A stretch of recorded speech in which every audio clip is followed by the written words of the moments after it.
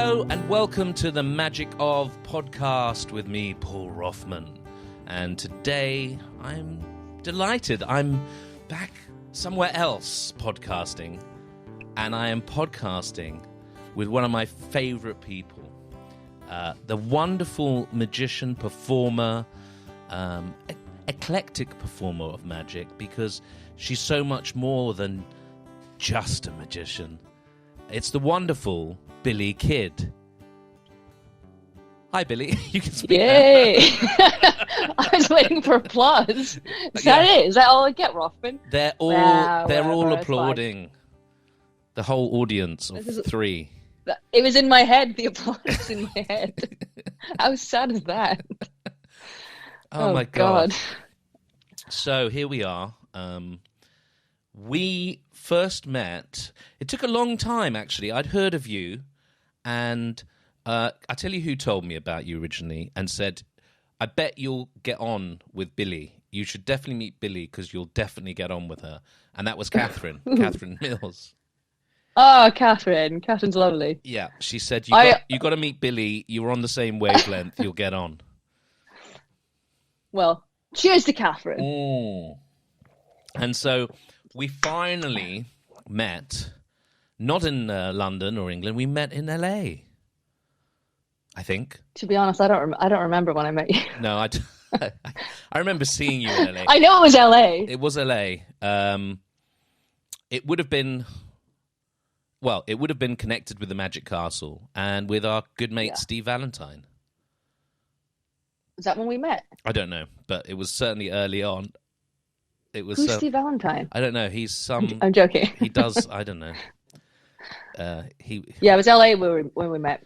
Yeah, and so what? It's the eclectic. I can't even say the word now. Ectoplasm of your perception of art, I would say, because you started as an actress, performer, and then took a sidestep into magic. Is that fair to say? Yeah, big sidestep. A big sidestep. More like I fell into a sinkhole. So that's what it felt like. This is an interesting thing. You having done my research about you, you had worked at the idea of being an actor. That was going to be your thing. You were really super focused on it, and then suddenly you see some magic and you take a big sidestep and you go, no, this is the way I want to go. I'll tell you, I'm better at telling. I'm more comfortable telling the story now. Yeah, I was ever since I was like 5 or 6. I've always known I wanted to be an actor, and that's all I pursued. And I would say, unhealthily obsessed with pursuing that career, which I was lucky enough. That's the only job I ever had growing up as a kid, and then everything was going my way. Fancy dancy, schmancy, everything was fine until I saw a street magician named Nick Nicholas at a street festival that I was working at, but not as a street performer, working at with a theater company. And I was like, what is this magic thing this man is doing, and what's a street performer? And it blew my mind, not just because I didn't know how the magic was done, the whole idea of creating theater on the street and then watching people pay him. I was flabbergasted. I did not know what to do. So I got a deck of cards. I hid behind a tree because I was so embarrassed that I was even interested in this thing called magic. And a juggler walked past, Carl Salater. I think he was from Boston or New York or somewhere. And he's like, go tell Nick you like magic. And I was like, don't you dare tell anybody. This is embarrassing. And of course he told him. And then Nick told me, go find the Royal Road to Card Magic. And I just did everything he told me. Went the next day into a secondhand shop. The book was sat there on the shelf, like in the window, like it was a sign. I was like, oh my God, this is amazing. Bought the book. And it, as most people do, you dabble a bit. I was reading the book for that year, and that summer all I did was watch Nick perform. Gave him all my money. Every show he did, I just give him anything I had in my pocket. And then I went through a very deep depression, I would call it. I started noticing magic was taking over my personal and my professional life. It's all I ever thought about. It's when I was in a rehearsal hall doing whatever show, I just wanted to have a deck of cards in my hand. And it was the first time ever in my life I was not focused on being an actor, which terrified me.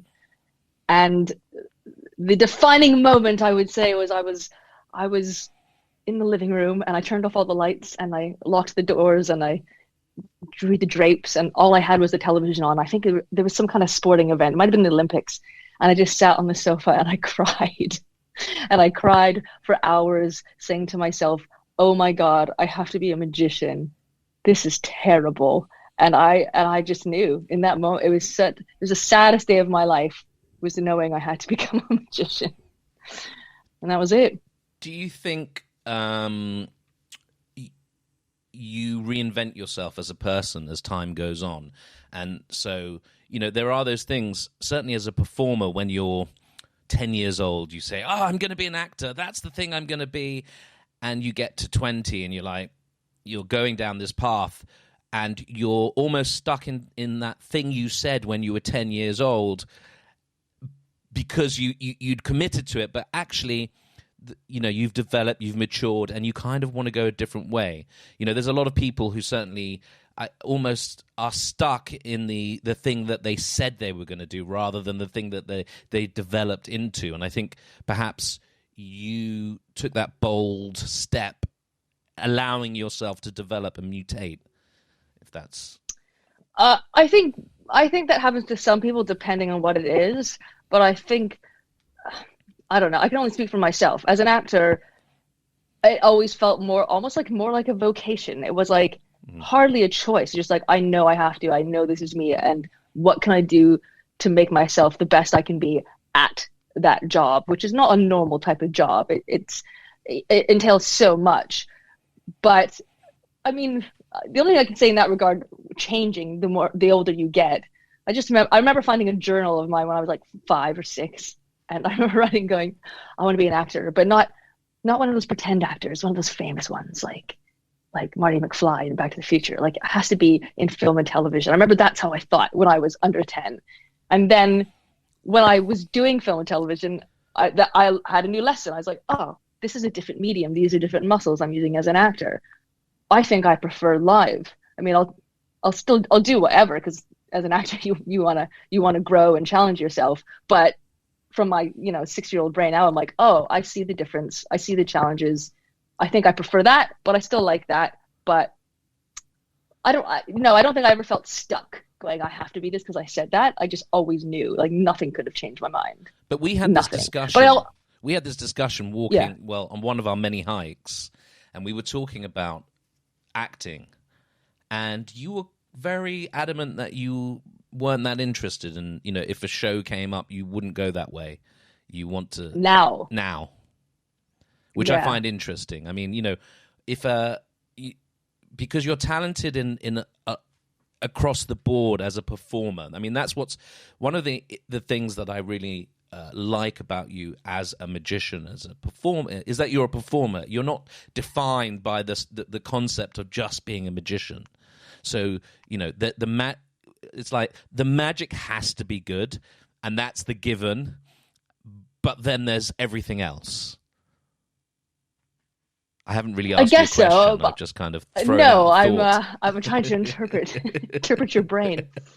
So what's the question? So the question is about acting, and you sort of said, no, I'm not going to do act. But if a show came up and they said, hey, Billy, we want you to be this part in this new series as a serial killer, the female Dexter, would you were kind of like, nah, I'm not sure, don't know if I want to do that. No, I would be sure, because I guess my dedication to what I'm doing is a bit extreme, in the sense that when I decided that terrible, most depressing day, crying on the sofa, that I have to become a bloody magician, I knew the only way I could do that was to quit everything else, full stop. Because I was getting into magic late, and I knew the amount of work I had to do. How was I going to do that? I was already, in my mid-20s, and this was like a huge life-changing event. And I, it's like if someone was like, take I don't know, any kind of instrument you don't know how to play. Let's say you are obsessed with the cello, and today you've decided tomorrow you're going to make your career as a cellist, but you've never held a cello in your hand. That's essentially what I did with magic. The next day I'm like, oh my God, I have to become a magician. How am I going to do that? Where am I going to work? How does that business even work? I don't know. So I had to drop everything in order to commit to survive. If I did acting and magic together, yeah, I know it's possible, but personally, just for me, I wouldn't be committed fully to either or, because I know how much work it takes to be an actor, and I know the amount of commitment and practice and all that you got to do, and I just couldn't see doing anything else. It's a similar journey. I was a little older than you when I started magic, from a sort of standing start as well. And so I totally understand that, you suddenly go, oh my God, this is a deck of cards. How do I do a fan? What is that thing that they're doing? I have to develop muscularity in my hand. Someone was asking me about magic actually the other day and said they were talking about card stuff, and they went, oh, what's that shuffle with one hand with... it begins with C, and I was like, Charlier? Yeah. How do you... And I was like, well, you just sit in front of the TV with a deck of cards in your hand, and you do it endlessly. And that's not about doing tricks, but that's about developing a kind of physical understanding of what the prop you're dealing with is, and creating muscularity. One of the things I think and you need that time to do it. Yes, magicians people you need the time. Outside of it don't recognize. They think it's about tricks, and it's really not about tricks. It's not about tricks. No, there's so much more behind it, and I guess that's why when I started learning magic, I was like, oh my gosh, it's not, like you're saying, it's not just about tricks. There's so much more behind it. I have to study technique. I have to study theory, the history, all of this in a short amount of time, just so I could make it my job and my new career. So, if I said yes to any acting job, it would take me away. It would steal that time away from learning the magic technique that I needed to do.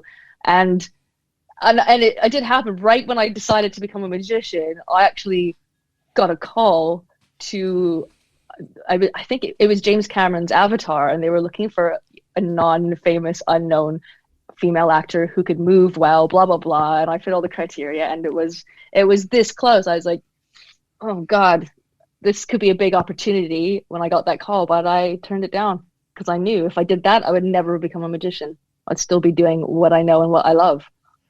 So what about conscious versus the unconscious or subconscious side of being a performer? So, like we're just saying, so with feeling a deck of cards, you develop the subconscious understanding of how cards operate and all the techniques that are involved within a deck of cards, so that you can go off piste, you can come back to what you're doing, something goes wrong. We touched on the idea of improvisation before we started, but which I'd be interested to talk about. But that sense of when you really understand how things operate physically, so they're embedded within your psyche, and that's where you get to, I think, as a professional magician. You know that the technical side, and then you're building your show. It's really about that. That comfortableness as a magician. Again, if they came to you now and said, "Hey, Avatar, here's a big check, and we'd like you to be in the new Avatar," would you still turn that down? I think so. Really? That's interesting. I think so, yeah, because I know me almost too well. When people ask, "What if you could go back to yourself when you were a kid? What would you tell yourself right now as adult you?" And you go when you're a kid, what would you tell your younger self? And I would always say, I go to my younger self and be like, "How did you know? How did you know?" And I just did. It's just one of those things. No, I mean, there was a time, my first year in magic, I almost broke my code. I almost went back into acting because things were tough. I'm not getting gigs because nobody knows me as a magician, and I wasn't actually pursuing it because I was like, I know I'm not good enough. So my living was purely off of doing magic on the streets. But there was one cold January, I was like, shit, you see your bank account getting lower and lower. And I contacted an acting agency. I was like, I have this skill. I could use it in an emergency. And I got an audition for a show with the BBC.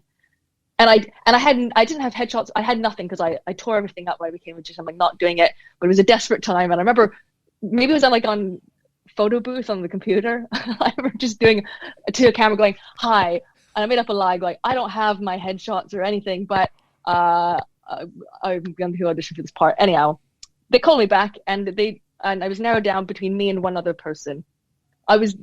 For this show, I was like, "Oh no, if I get it, oh no, I won't become a magician." And I turned it down again. I was like, "No, I can't," because I know it's a trap.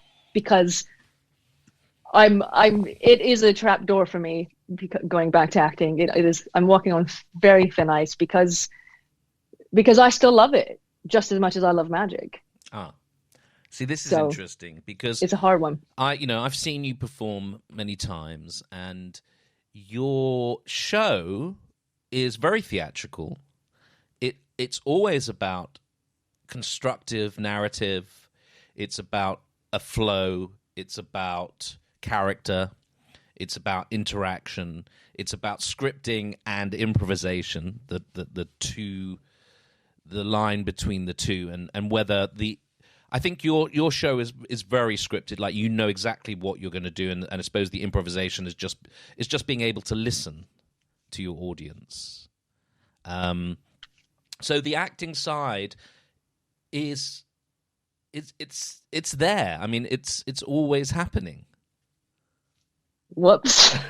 I don't intend it to be. I'm not consciously thinking when I'm creating my act or my magic show. I'm not thinking in that way, but I think because of my previous experience working as an actor and that knowledge I've taken into my magic career, I can't help but think like that. So my stuff ends up being, as a lot of people say to me, they go, "Oh, theatrical is a word that comes up often, and narrative." And I don't know if that's a conscious thing for me. But I like to make things, I guess, make sense. Or when I am doing research on certain magic routines, I see a similarity in magicians. I see a repetitiveness.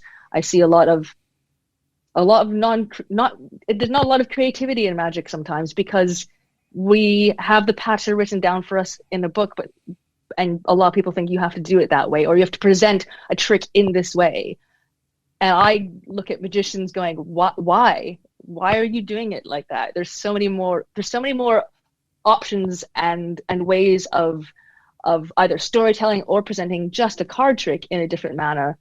But I don't see people taking that opportunity. And I can't be like everybody else. I mean, we always try to be original, unique, whatever that means, but I will force myself and give myself rules and regulations of whether it's a line or a trick that's being overdone, to not ever do it in that kind of way, which is tedious. I hate it, but it makes me come up with the new stuff that I feel satisfied with about, as opposed to doing pick a card, If instead of going pick a card, which is about how most card tricks kind of start, it's a simple thing of just going, take one, just change it. Instead of going pick one, just go take it, or just like anything that could be different that will then open up other doors for creating a routine or having a different relationship with an audience.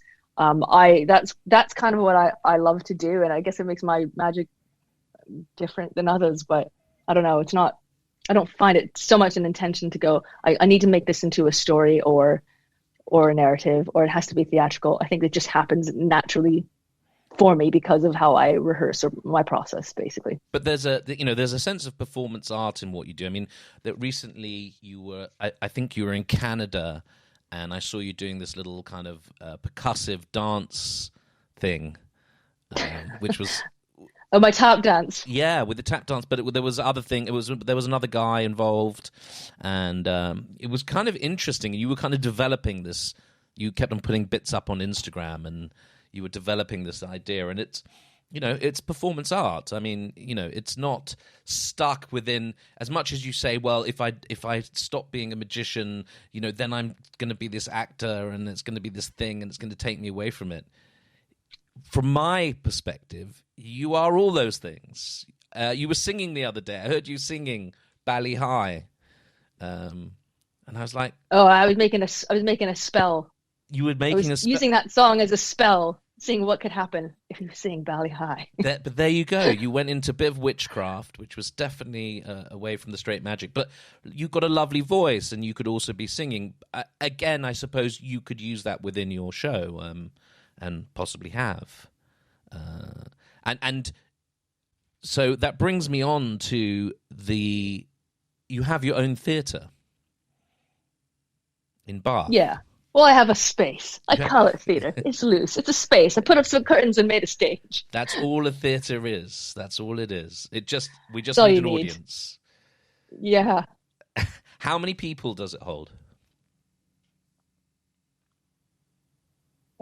Oh, what's happened there? I cram 40 people in there.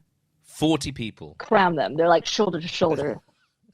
Yeah. Very popular these days, shoulder to shoulder. Oh, yes. We're sweating on each other, breathing on each other, sleeping on each other. So is that something? Is that an equivalent to, say, the close-up room or the parlor at the castle, space-wise? Or I would say it's more like the parlor at the castle.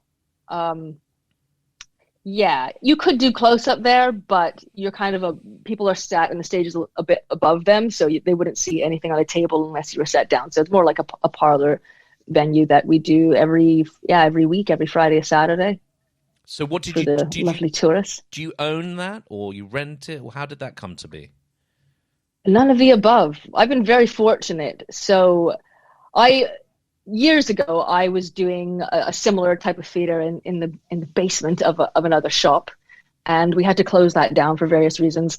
And at the Ale House pub here in Bath, this family took over, and I heard a rumor from a guy at Maplin's. Do you remember Maplin's? Yeah. I was looking at lighting, and this kid in Maplin's is like, "Oh, are you getting lights for the magic bar?" I was like, "What magic bar? There's no magic bar in Bath."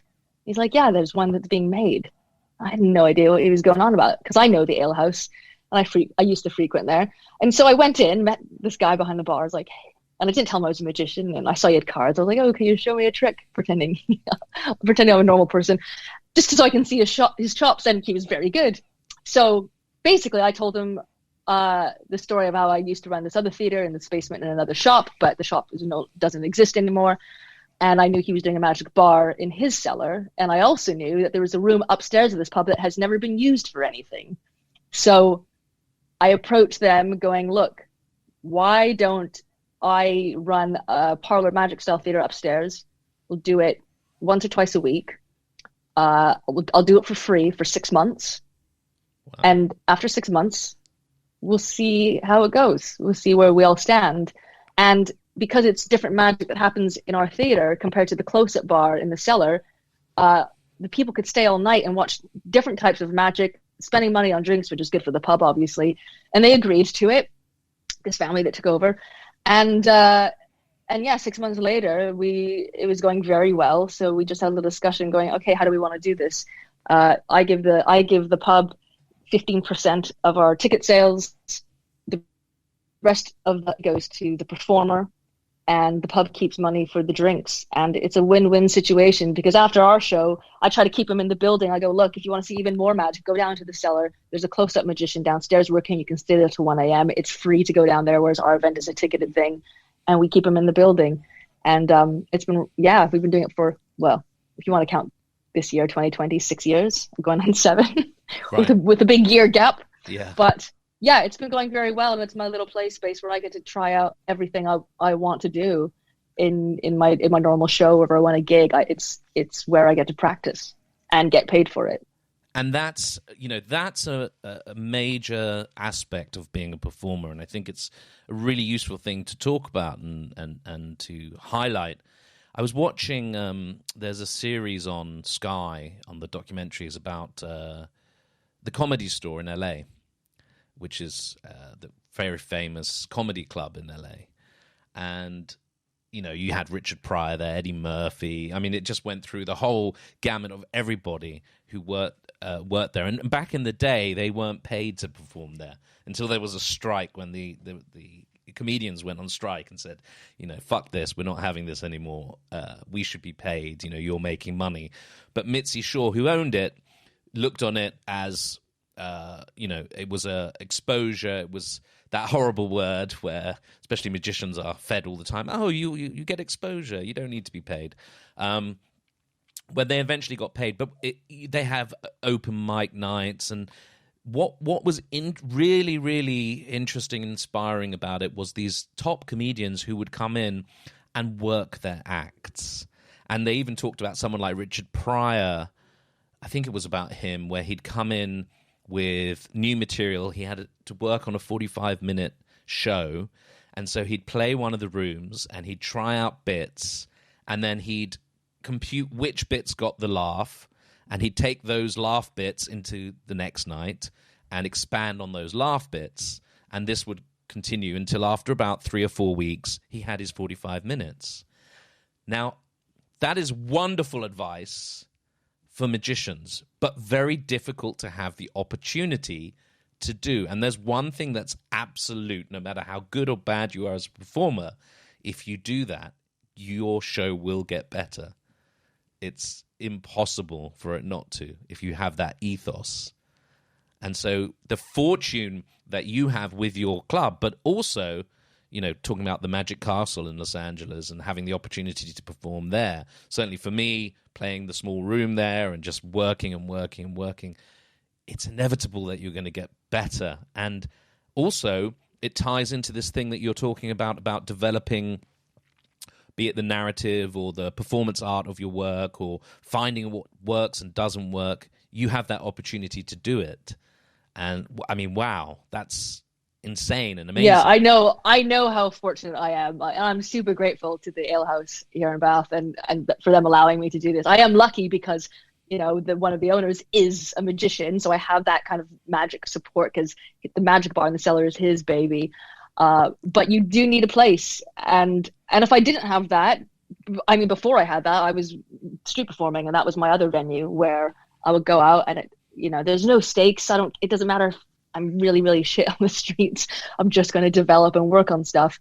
But the streets, there's certain routines or tricks that work best on the street, where my street show is completely different than my indoor show because of the environment, the nature of the environment. And if I'm working the streets to make money, I have to do routines that will allow me to do that on the street. So, but it's still a place to develop. If I didn't have Crowdkeeper's Magic Theater, I'd be on the street working on that stuff, or I would find other places. A lot of performers have this excuse of going, oh, there's no venues to perform in, there's no stages, there's no places to practice. And I find that a little rubbish, because when I started, I seeked out those places. I was like a detective going, where can I do 5 or 10 minutes, whether it's free or paid, because I was so new into magic. And I found those places. In London, old Madame Jojo's, for example, I used to do my act there a lot, or Café de Paris, I would work that stage. There's so many venues all over the country where I could practice a 5 to 10 minute act and hone that in, and eventually that gets integrated into my show. So I think that it's an excuse of people saying there's no venues, because I'm an idiot and I found them. So get off your asses, magicians. There's plenty of places. And you can do, magicians can do that with a residency in a restaurant. You learn a shit ton working in a restaurant. Your back garden. My first show was in my garden, and I just invited friends and neighbors. I was like, please come. Yeah. And they did, and that was so informative. Yeah. And do you video your shows when you're working them out? Your live shows? I do. Yeah. If I videotape them, or I also audio record them as well, if I don't have a video camera to set up. Well, any kind of recording I always do. And it's because I don't have a director or a stage manager with me all the time to take notes for me. So video is so important to go back and constantly studying yourself and what works and what doesn't, because in the moment, sometimes on stage, you might misinterpret what the audience was giving you in the moment. And I've seen other performers who think they got a massive laugh on a line or a joke or a bit, and I was like, I was there. I'm like, no, you didn't. Listen to the tape. You got one person going, ha. So you really need to record. I think it's such a valuable tool to be able to do that these days. Do you assess the comedy in your routine? Because one in that Comedy Store thing, they were talking about trying out a new joke or a new bit, and if they got 3 nights where they got laughs, they try it 3 times and great, it stays. If it gets like 1 or 2, you have to kind of push it a little bit more and tweak it a little bit more. And if it didn't get a laugh in three goes, it's cut.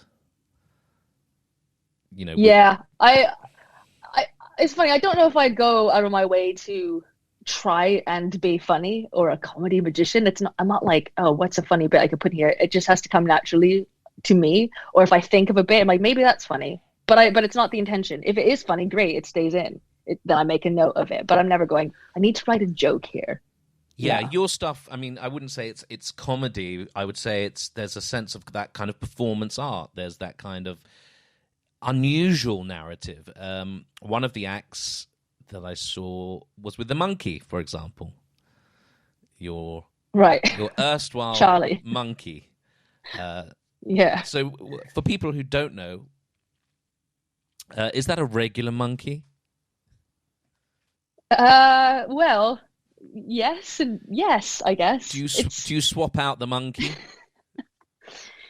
It's the same monkey on the outside. On the inside, that changes depending on what country I'm in. I sometimes have to source a new monkey.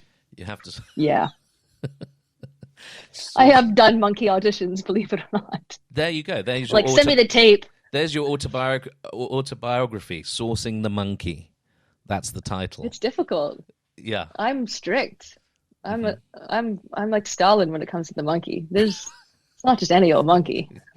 So this is another performer that you have, can we say, dressed as a monkey, who gets involved. Yeah, we should be probably clear. I've actually it was in Southeast Asia. I had some complaints where people have not seen the monkey act.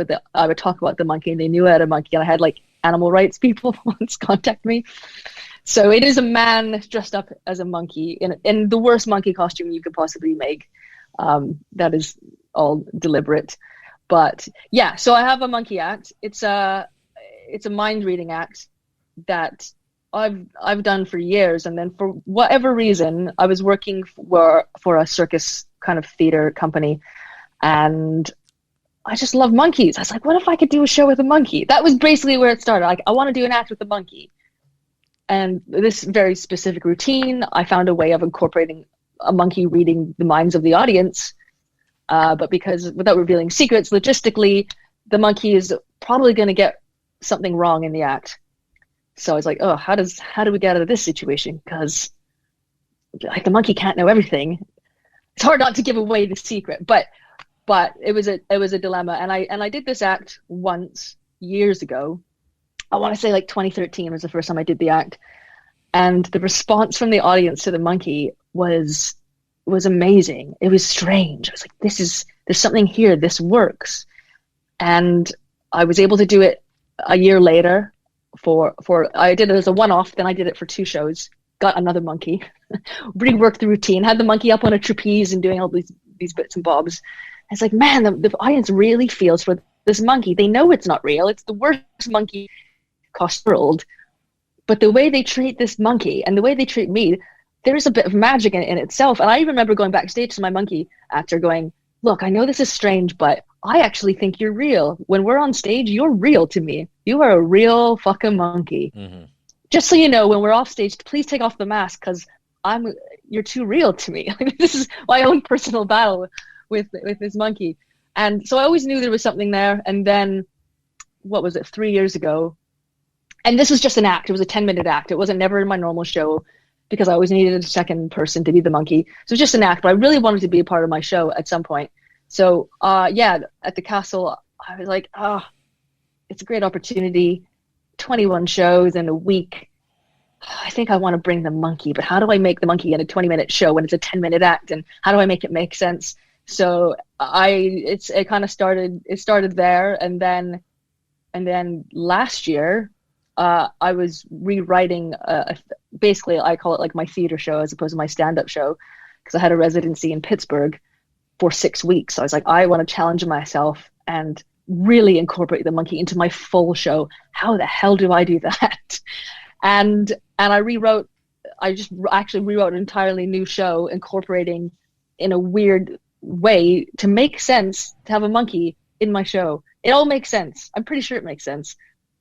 I have asked the audience, like, does this make sense? They go, yeah, it makes sense. I'm like, great. I've figured out a way to make my monkey in my show at all times. So in my ideal world, I do the monkey show all the time, but I need more monkeys. That Pittsburgh gig, then, did you have someone there? I hired a local actor. Oh, fantastic. I tested the show at my theater here. Right. I tested my show at the theater in Bath with my British monkey. So I had 2 runs of it here to see if that show idea worked. And then I brought it to the States and did the show in Pittsburgh and Seattle with my American monkeys. So it's taking an act to make it into a show gave me so many more ideas and opportunities just from that one act. But the monkey is strange. I'm still trying to figure out why people feel so much for a man in a monkey costume. Like, people really do. If I could write down what I hear from the audience, I had a man once in the front row say out loud to everybody. He's like, I don't know what it is. I don't know why I'm feeling so much for this monkey. He's like, this is ridiculous, but I can't help but feel for him. It's bizarre to me. Isn't there something really lovely, though, when you get another performer with you on stage? Because now it's that sense of company, and it's almost like the energy is more than the sum of its parts. Because when you're working with someone, it's like being in a play. You know, when you have 5 or 6 people and you're bouncing off each other, it's a different energy than the one-person show, where the audience becomes that person you're trying to bounce off and yourself. And it's a totally different dynamic. So your dynamic is flipped as well. Yeah. Oh, yeah. There's definitely more room for drama, I would say, having a second person on stage. You can have more conflict. The audience now has a different relationship to not just me, but to the monkey or your double act. So there's more things you can do, for sure. I mean, when I started Magic, I started off in a double act, and I loved it. The bits we came up with just in rehearsal, improvising with each other, were so much fun. They were golden, but I can never redo what I did with my double act partner as a solo magician. It just doesn't work. As much as I want to, I'm like, oh, that was a great line or bit, but it just doesn't work. So I had to, when I started Magic as a double act and then went solo, I had to really change everything and figure out who I am as a solo performer, which was hard and difficult. And also, one of the other things I learned from Magic, coming from acting, is I'd never been on stage as myself before. I've always been another character, and all of a sudden I have no fourth wall. You're talking direct to an audience, and I'm me. Like, this is terrifying, and I hadn't felt that as an actor in a really long time. In fact, I think I got too comfortable on stage as an actor. I wasn't getting nervous anymore because I was just so used to it, I guess. So Magic gave me nerves again to this day. Yeah, and there's again, you know, the comparison with comedy and with stand-up comedy, and I don't think it's not about the comedy per se. It's about the performance experience and dealing with it directly with an audience, because you are the performer with the mic, and it's, you know, make or break with an audience, and that audience is this body of energy, and it changes, and you learn about yourself because of this audience. We talk about a good audience, a bad audience. Is it that? Is it me? Am I not on it? Does my stuff not work? Is it lost in translation? So, the Pittsburgh gig, where was that? Because that venue is quite an interesting venue. It's a different. Yeah, it's called Liberty Magic. And so how many people were in the audience there? 60, between 65 and 70. So it's a parlor type of show, I guess. You can do close up in there as well. But yeah, it's a new venue. It's only been around for a year and a bit. And they have magicians going in there for a 6-week residency. Usually, I think that's how it works. But yeah, it was a great, if you're ever given an opportunity, and that was an amazing gig, because where else can I do a 6-week residency doing 6 shows a week? And I could have just done my normal stand-up show, the stuff I do all the time, but I knew I would be ripping myself off if I just went and did my normal stuff. So I really wanted to challenge myself and rewrite an entirely new show, incorporating what I liked about this monkey and make it make sense. So I spent a good 6 months doing that and testing it out. And yeah, that's the show I would love to do forever, really. Just make it better. There's all these new bits. You know, the more you do something, the more, again, having that stage time, the more you are able to perform, you just can, your brain starts going in a different area. Like even to this day, I'm like, I've got new things I could add into that show, or I need to change. I'm constantly changing things in that show to make it better. I don't think you can ever be satisfied. Yeah, which is why I've got scars on my arms. It's a really fascinating thing. You know, when I did my close-up act at the castle, I worked it down in the cellar, and I honed it and I worked it because I wanted to hit the room hot rather than work it out in the room in the week that I was performing. But the interesting thing was you developed that 20 minutes, and it was slick. I was happy with it. I wasn't finding it in the room, and I know how to improvise and be in the moment and be with an audience, so that's fine. But what was really interesting, and it kind of harks onto what you're saying there about developing and continually developing, is that I had that routine, and then when I finished my week, I went back into the cellar or wherever around the castle performing, and I didn't really want to perform the act as was. I suddenly went, you know what? I want to try this other trick here, and I want to try a different narrative here, and you know, and then you start pulling it apart again. That thing that kind of worked, and I think that's what makes being a performer so interesting, and so keeps you on your toes. You know what I mean? Yeah, and you can't. A lot of times, I talk to magicians. I was working with a magician friend of mine a long time ago, and his idea of rehearsal, I guess, was sat down with a piece of paper and writing things. I'm like, which is fine, but that's not me. That's not how I work. If I have an idea, I have to get up on my feet, and I have to just, again, improvise and just talk to myself and just see what just flows naturally out of my mouth. And if a golden moment happens, and then I write it down. But most of my stuff, I would say, has not ever been me sat at my computer thinking. I have to physicalize things, because, you know, as your voice, your body is your tools, and your technique doesn't matter what kind of performer you are. And if I'm just using my brain, it's only going to go so far, because I'm not that intelligent. So I have to physicalize, improvise, play, essentially. And you find clues about yourself, and you find clues within your magic and how you can present things in a different way. I really find that an important way of rehearsing. Is it not just, or even writing a show? It was more like listening to different types of music informed me with my show. It's like, what does this mean? How does this feel? What if I change this music and completely contradict it with this type of music? And there's really harsh, I kind of see it like a scene change. You know, if you watch a play, you've got your stage hands and things kind of move smoothly and like that. So how do I use that feeling of watching a scene change in a theatrical play within my magic, with going from this to that? And sometimes it's just is it just what I'm saying is my patter, or is it off of an audience reaction? I think one of the best compliments I guess I ever got from somebody watching my theater show is they told me that it's one of the first magic shows they saw that wasn't about me, even though it kind of was. Like, it was more about the audience. It was more about them sat there. And I never thought of my show like that before. It's like, wow, like that's really nice of them to say. I'd never thought of it like that before, but if that's what they're getting out of, I'm like, great, that's better. The less about me, the better. But that, as I say on a podcast about me. But that's interesting. That's something that I can pick up on, is that you said performing in a one-person show, you're performing as you, and instead of you performing, given a character and playing a character. However, I would say that Billy Kid in the show is not Billy Kid. It's a version of you. It's a heightened... It's always a version. It's a version. Yeah, it's a heightened version. It's not you as you and me at the bar afterwards. It's not that person. So, yes, it's you, but there is so much character added to it. Yes, but I don't think, I mean, everyone on stage is always going to be a heightened version of yourself, but it's not something I've sat and written down going, what does Billy Kid like to eat? What is her favorite color? It's not that. It's just me, I guess, heightened.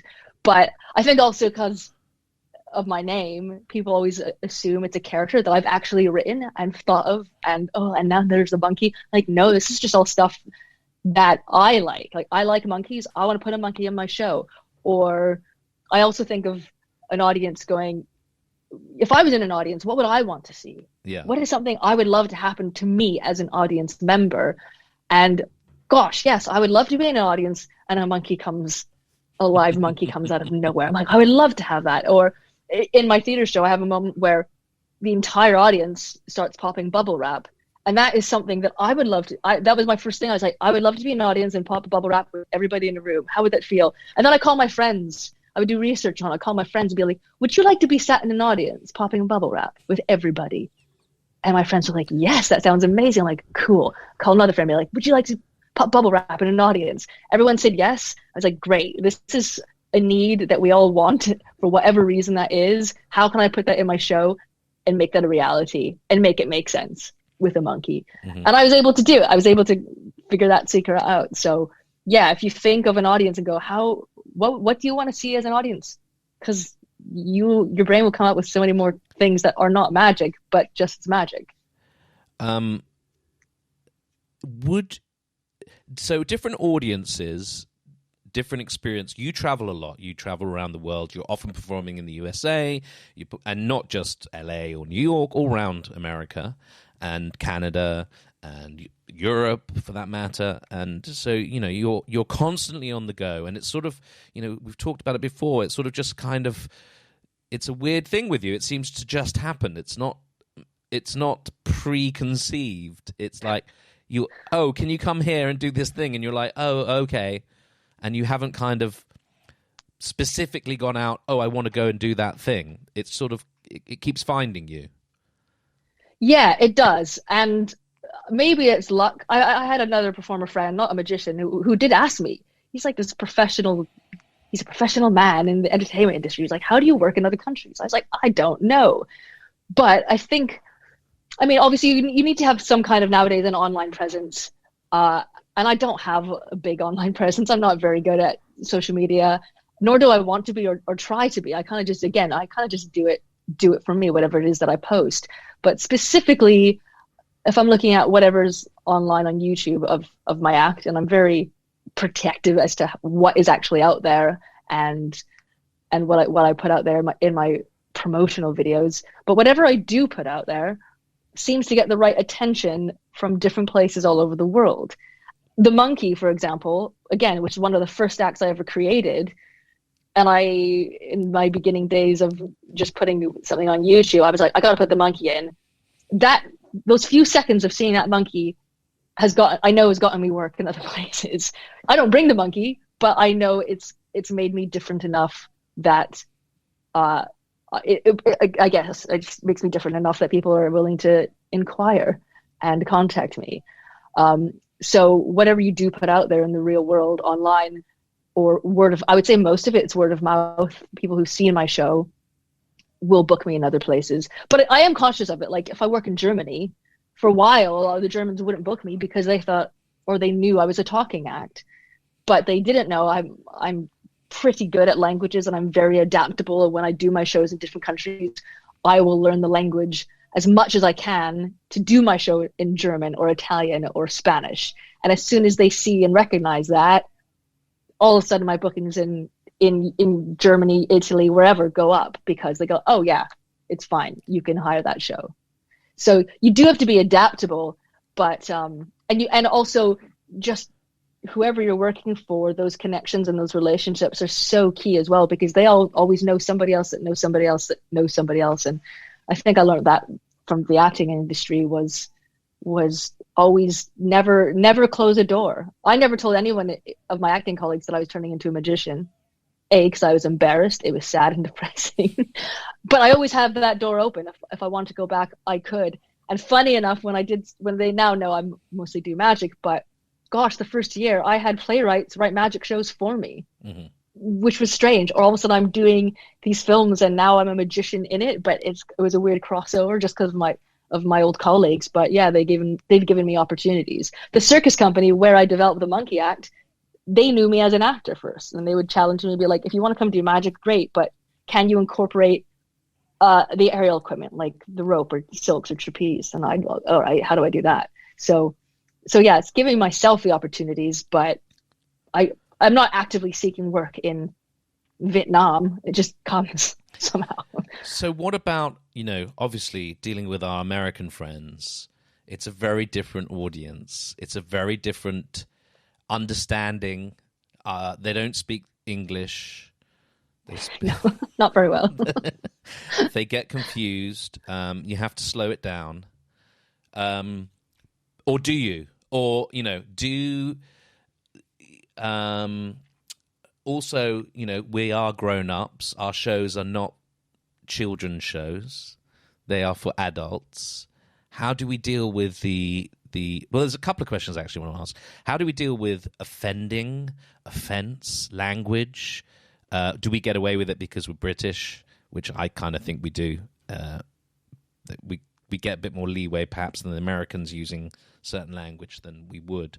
Are you aware of that? Does it bother you? Do you care less? I'm hyper aware of, specifically if we're talking about performing in America.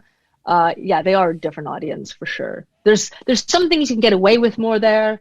Some of the audience reactions different. They definitely, I say, look at comedy differently. There's bits in my show. I think we've talked about this before, where there's a bit of my show. It's just a line, and when I do it in the UK, it gets the response I want, which is great. But it's not. It's in America, it gets a completely different response. In America, and it's just a cultural difference. In America, what's the line? Can we? Gosh, it's been so long since I've done a show. Do you remember what it is? Okay, yeah. So I have this transition line in my show where I go, most magicians have chest hair, silks, doves, sparkles, those fluffy feather flowers. As you can see, it's a very manly profession. I don't have any of that. That's the line. Now, the response I want, the response I get here at home is the audience goes, aw, you don't have chest hair, you don't have silks or doves and sparkles. Aw. I go, is my joke taking a piss out of magicians that they're mostly men with very feminine type objects, if you want to call it that? Mm-hmm. And what a shame I don't have that, and I want to be a real magician. There's a lot of layers to the line and how I deliver it, but the response I want, I get over here, which is aw, which then leads me into the next part of the line. I'm like, but what if I did have that? Not the chest hair, but what if I did have that? I could do real magic.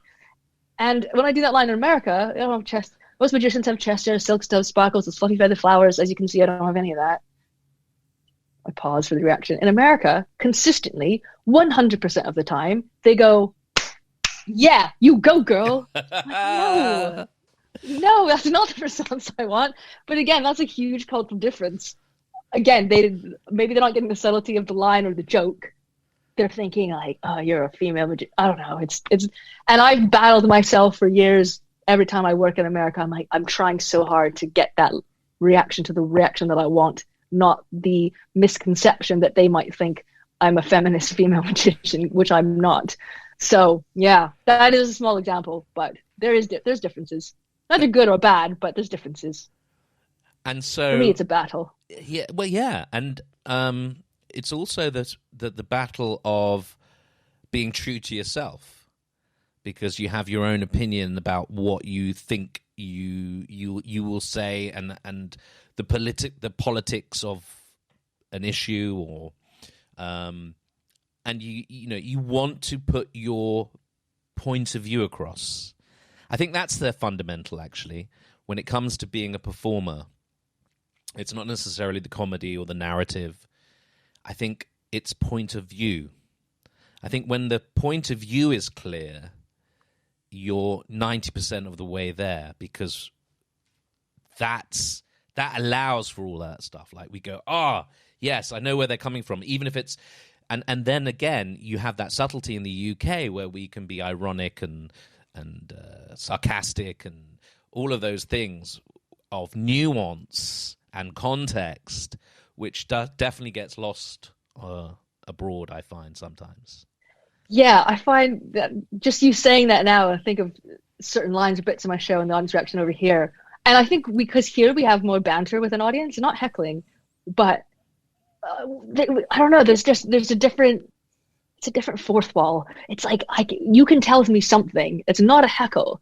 I can respond to it. We can have conversation, which is funny, which I don't get. I don't have that, or I've not experienced that so much in the States. It's more that, yeah, you go girl, woo. It's that's how they talk over there. It's that literal thing. Yeah, but you don't have any problem. I mean, you're prepared to push the boundaries. You quite like that. You quite like teasing, and I guess so. Yeah, you quite happy. For some reason, I have a reputation from many places where I am supposedly edgy. I don't know what that means, but maybe yes, I do push the boundaries, and I know sometimes I'm treading on water. I mean, I work for Disney Cruise Lines, and I don't know why, because I am not a kids performer. I don't have a family show. I've told them over the year, before I started working with them, I was like, nah, that's just not for me. I've adapted as you do, but I know I'm being watched. I know my agent goes, okay, you can't do this, and you have to. It's hard. It's really hard. But to say that, I have snuck things back in because I'm like, oh no, we don't need to treat an audience like this. We can treat them better than this.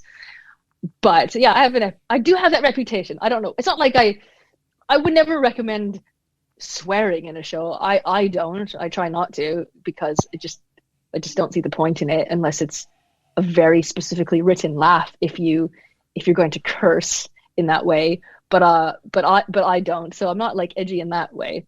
I don't know.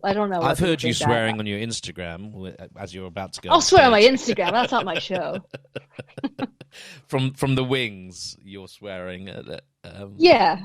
Oh yeah. Yeah. I swear. I love swearing. Yeah, I was thinking, you're not this whiter than white performer either. But not on stage. Okay. I'm not an angel. No, exactly. I'm trying to earn my horns. Right. Okay. I like that idea as well. I keep harking back to the Comedy Store, but I think it's really intrinsic. It's this ability to work things out, and it's also that ability to, if you do have an edgy bit and it doesn't work, it's not necessarily because the bit doesn't work. It's the way you're doing the bit. And so sometimes you find that when working a piece. I mean, I have a bit where I do with the dice, mind reading dice thing, and I have a kind of hard joke about it, which I think we talked about before, and it didn't work in America. It worked over here. It was about death and cancer, which is funny, hilarious, But I just like that. I think it's interesting to push the boundary and find those things that you're told you can't say, and find a way of making them work. And making them able to say. And I did have a joke with it, and it didn't. It worked. It worked in England because they like dark humor here. We like really, really dark stuff. It's kind of built in. League of Gentlemen, we have that mentality. It's not, we like the dark, and it's a bit more. I find American comedy is more like, if I'm looking more specifically at television, like their sitcoms, what they think is funny, I don't. Yeah. But their comedy's more like, you just get, in America it's like, but that's their joke. That's American comedy. But over here we've got the very long drum roll before we get to the and that drum roll could go on for 5 or 10 minutes, and someone else can come in with a cowbell at the same time, which is an audience member, right? Well, I don't know why we have more room. We have more layers, I guess, to comedy here, and I think that could be just influenced by the television that we have here. It is very different. Yeah, I mean, I've been watching this. There's been this thing about the 80s, 90s, and noughties on Channel 4, like the best programs. And we had things like, which I'd forgotten, Don't Forget Your Toothbrush and TGI Friday, where TGI Friday was on at 6:00 with Chris Evans, and the guests would swear, and they go, "Oh no, they've swear." It was live, and eventually I had to have a 15-minute not live, push it back 15 minutes so they could get away with it. But it was that kind of edgy, and we just that's kind of built in. But the funny thing is, it also exists in America. It's not like it doesn't. And you see these modern comedians, and they're very out there, and it's very like this anti-control or woke. I hate to use that word, but just to really push it. And so things there is that there, but it's just built into our psyche. We don't have to be so obvious. We don't have to just swear to get or talk about the sexual thing. We have innuendo. You see, we grew up with Carry On films, which it's almost like everything's being the cancel. We're moving into the cancel culture, and but it's hard not to talk about, because you got films like Flash, which now comes with a warning, because Ming the Merciless is a offense to the Asian community, or even though he's an alien. Or it's gone almost the opposite way. It's like when you had the first kiss on screen, everyone was like, "Whoa!" And now we've gone past that. But now I feel like we're going back to, no, don't show anybody's nipple, don't show this, don't show that. I'm like, why? It's a new Puritanism. We've gone past that. Yeah, and then therefore things become more censored. But again, every country is different, and you learn that very quickly right away in front of those audiences. It's just being able to adapt, I guess, not really offend anyone, if you want to work, that is. But we want to talk about the human condition, and we're trying to reflect, it is holding a mirror up to our audience. And there are various ways to do that, of course. And we're not talking about a family show or a child show. We're talking about an adult show, or we want to be able to push boundaries and sometimes be edgy. You want to have people on the edge of their seats. So I like to give the audience choices as well, like within a show. It's not, and maybe that's why I like to not just be a show about me and this is me, look at me, what I can do. But to give the audience choices within your show is so much fun, because they're more active watching instead of passively watching. And again, it's another way of being up to date with current events and what's going on in the world, and what does your audience know, how are they feeling when they come and watch you, and how do you play it and use that knowledge to your advantage as a performer, in case you need to change something with your show, or a joke or a line that may not be appropriate anymore because of everything that's going on in the world, right? So you have to be hyper aware of current events, no matter where you are in the world. Yes, that hasn't changed. Actually, I think that's a really important point, because it's kind of like the magician's act. I remember when I started and I was told, learn 6 tricks and do them really well, and you're set, which is good advice to a degree. But then as a pro, when you're doing a close-up gig or even a cabaret, sometimes you need more than that, or sometimes you need to change it up, or so you do need to know more than that. But you see, and one of the things that I really hate is seeing these famous acts or great acts who are still doing the same shtick from 20 or 30 years ago, which worked when they were 20, but doesn't work when they're 60. And like you said, the language change, our sensibilities change. Even if we want to be controversial, even if we want to be antagonistic, even if we want to push the button and press the audience, language, sensibility, culture moves, it changes. So, it doesn't, 70s comedy doesn't necessarily work today. Or some does, but it doesn't necessarily, and we move on. So we have, like you say, you have to be aware to this. And certainly with magic, I would like some of these guys to throw out their acts and blow them up and destroy them, because it strikes me that they're not listening. Yeah, and also you're not changing with the times. You're not adapting as things go, which is why I think magic has this unfortunate stigma or stereotype, because to a lay audience, they feel sometimes like they're seeing the same thing over and over again, and it's because they are.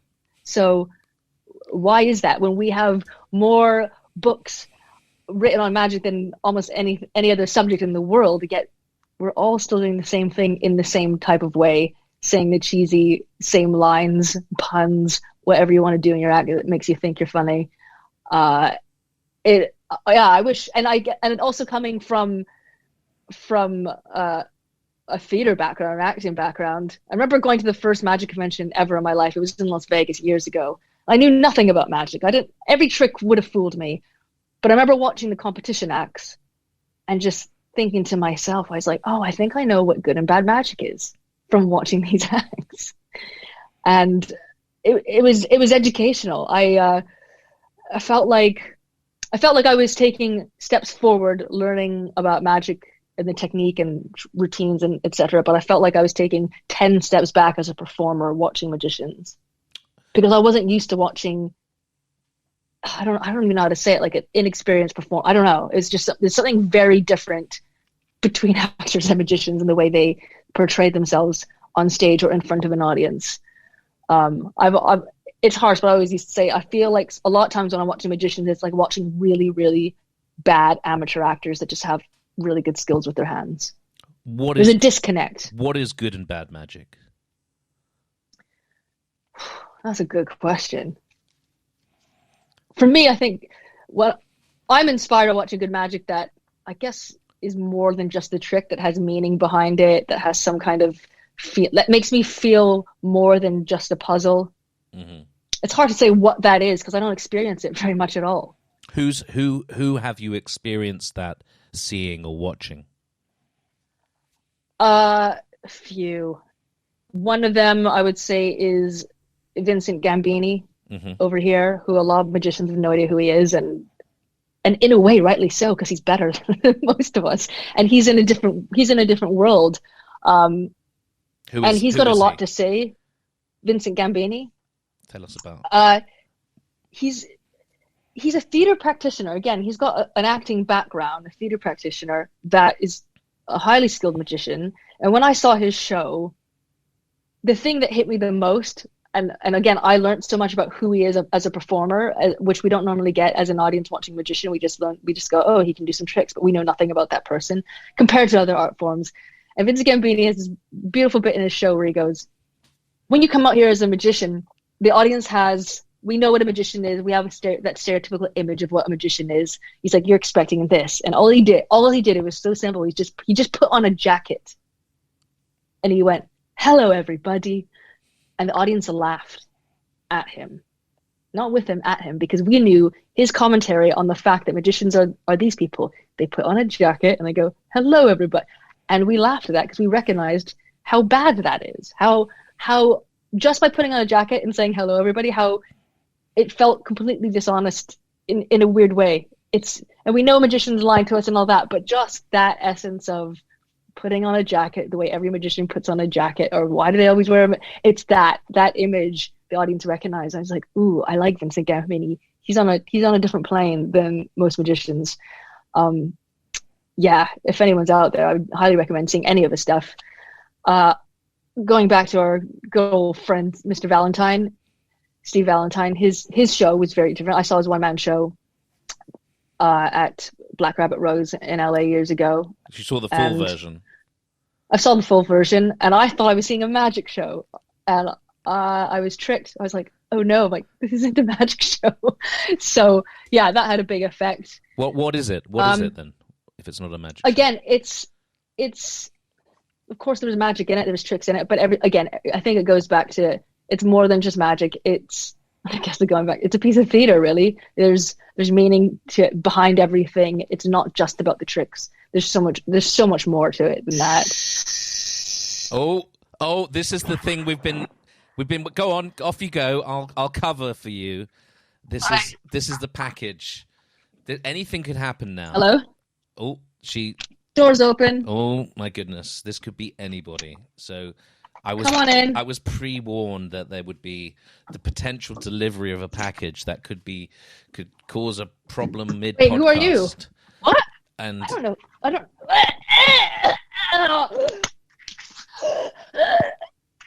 And so, that's that's a pain because we're just getting going. Maybe this Billy seems to have been murdered or strangled or... Oh, no, she's back. Yeah. Oh. I just killed the guy. Oh, good. It's not me. It's fine. He's dead. Did you... There's space for his head up on the mantle. Who was that behind you, by the way? That is Barry. Uh-huh. Who was Barry? The dead guy? Yeah. I don't know. They couldn't tell me much information on him. Oh, okay. Because he's over 100. Really? Yeah. He's dead, but he's doing all right. Barry grapes for brains. He's my fruit bowl. I put grapes in him and eat out of his head. Lovely. That's he must be so happy. I just had a vision one day, and that's all I had to do. So let's just bring you back to... We were just talking about Steve's show at the Black Rabbit Rose. What it is. It's more than the trick. It's theatre. And also you get to know another act. Harry Anderson's full one-man show. I was fortunate enough to see that, and that was brilliant. I remember when the show finished, I felt like I wanna just listen to him talk more. I want him to. I don't care about any of the magic that he's doing. I just want to know more about him. And the magic was strong. In all of these shows, the magic is super strong. But I was more interested in the person, whereas I think most other shows I'm not.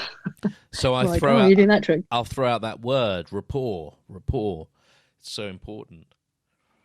Mm-hmm. Rapport with your audience, listening again, which is a huge acting skill, and really something that I think magicians get so caught up in their tricks that they're building to this trick moment and they're not listening to what's going on, or they ask a question, but they're asking a question to an audience without listening, without wanting anything but their one answer.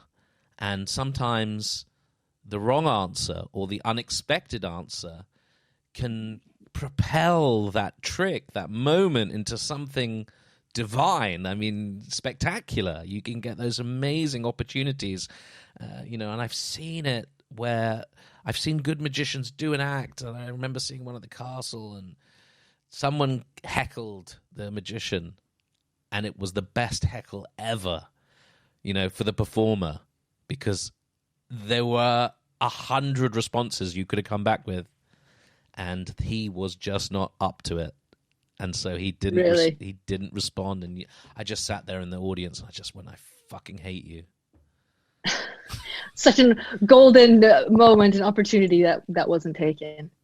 Yeah, I think a lot of magicians, when they're doing magic, I don't know, I think I go, why are you doing magic? Why are you doing this? And I never really get that answer. Not that you need to, because magic is such a beautiful thing in itself.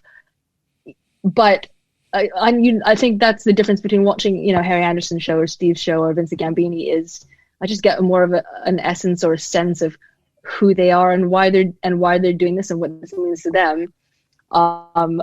Recently I came up with some new ideas and concepts in my show, which I kind of touched on at my last show at the castle, which I think you saw, is how magicians always say, oh, we're doing magic to put a smile on your face and make you feel like kids again. And I just find that such bullshit a lot of times. I'm like, no, I think you're doing it for yourself. It feels like, you've got this superpower, which we do. There is that element of it. But if I wasn't a magician and I was just a magic lover, and every magician said that same line, oh, put a smile on your face, me personally, I wouldn't believe that. I'm like, this is bullshit. There's something else to this. But what is it? Because you don't show us anything else but that.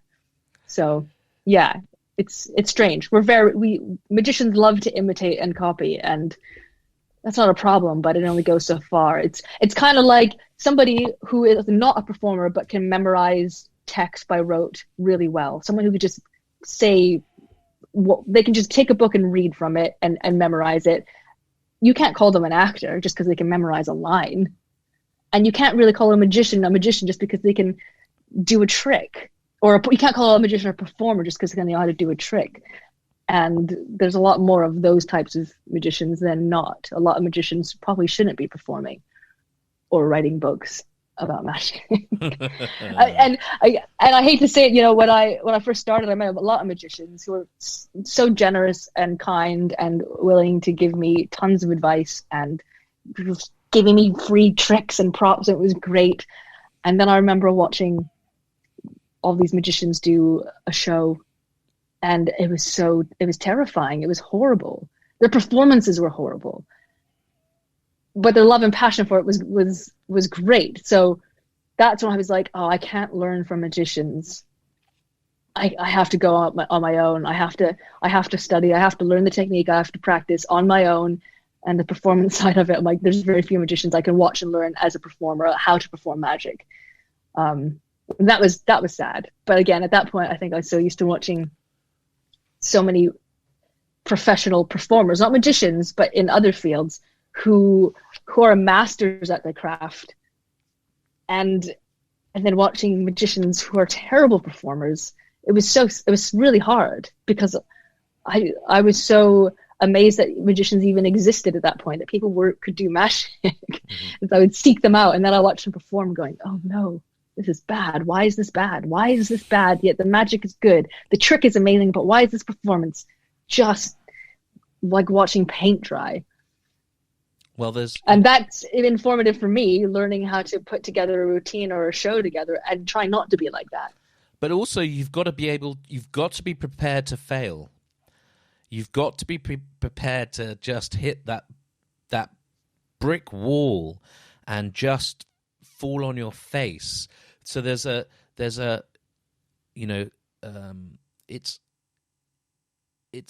intrinsic and emboldened upon you that you must be prepared to fail and work through that failure, because, as I said, there is no failure. The only failure is not getting off your couch and not doing it. Failing, having a bad show, having everything go wrong, having the tricks fall apart, that's not really failure, because those are the moments you really learn. When you do your show and it's great and it's all flying, you're not really learning anything. It's great, it's fine, no. It's lovely, whatever. But actually, sometimes you get a bit careless, and I've done that. I've seen where I've done, maybe my slide isn't as good as it should have been, or I haven't been paying attention to certain things because I'm just getting carried away because I know how it goes, and then something else happens, or it just doesn't fly, and you go, oh my god, it's terrible. I'm a failure. I'm a fraud. I'm useless. What the hell am I doing up here? Those are the great moments. Yeah, I love failing. I love it. As much as it hurts in those moments, I relish in it. It's the best. Because ideally you don't want to fail all the time, but when you do, it's like finding a four-leaf clover. You're like, how often are you actually going to fail on stage? You try everything in your power not to fail, but when you do, those moments, if every failure of mine could have been videotaped, I'd just have a wall of failures, just plaques. So like, on this day this happened, on this day this happened. Because you learn so much from it, and then never to do that again. But then where's the next failure? Or how are you going to get out of this? And it keeps you on your toes, for sure. Yeah. But it brings us on to this, I suppose it's this dangerous world that we're living in, where some people are out to belittle perhaps other performers. And there's that sense of bullying that's kind of perpetuated, certainly with the social media aspect of it, to find things almost to say, look how much better I am than this person. The hidden social media people who won't stand by their own failures. They're only out to embarrass or to better themselves, to make themselves better than other people. So there is that kind of bitchy side to it as well, I think. But the irony of it is that those moments that go wrong, those moments, you know, like you said, they are the gems because they allow you to polish your act. They allow it to become what it won't become from you writing the script. It won't become from you pacing your room, rehearsing. It only comes under fire. It gives you actually character in those moments of failure, because if you're not comfortable with who you are or what you are on stage and something terrible goes on and you've had this whole persona, the cheesy persona of I'm going to put on a jacket and be hello everybody, and something goes wrong and if you don't know who you are and that happens, what are you? You're not magic. If magic goes wrong, you're not magic. It's game over, right? If it falls to pieces. But it just gives me an idea. Like, you know, people put certificates and trophies and plaques of all their accomplishments. I would just do the opposite. I want certificates on my wall of all my failures. That would make me laugh. I'd be like, So we need I would get more inspiration from that. We need the blooper reel. Or, do you remember when you made that stupid decision? Yeah, not do that again. But also, you know, you it's okay to get it wrong. I mean, and it's important.